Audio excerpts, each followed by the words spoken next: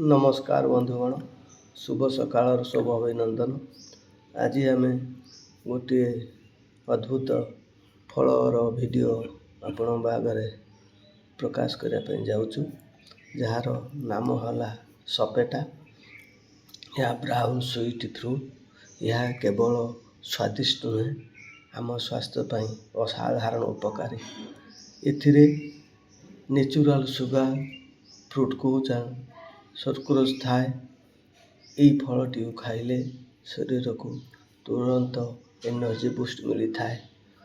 यही सपेटा फलटे sufficient fibre rich थिबारु या constipation को कम करी थाए और डाइजेशन को स्मूथ करी थाए।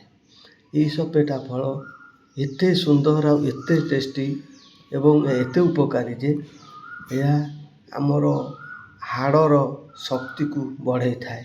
एथिरे कैल्शियम फॉस्फोरस आयरन थाए तेणु हाड़ और दांत बहुत मजबूत हुए जहाँकि आम शरीर में निहाती आवश्यक थाए।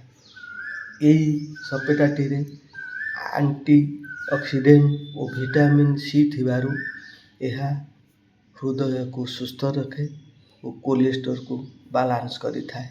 तेणु आजिकाली हृदरोगी माने प्रतिदिन अभ्यास करदवा कथा ये सपेटा फल को प्रतिदिन खाइबा पाई। यह स्किन और हेयर को मध्य सुस्थ रखी थाए सतेज रखी थाए।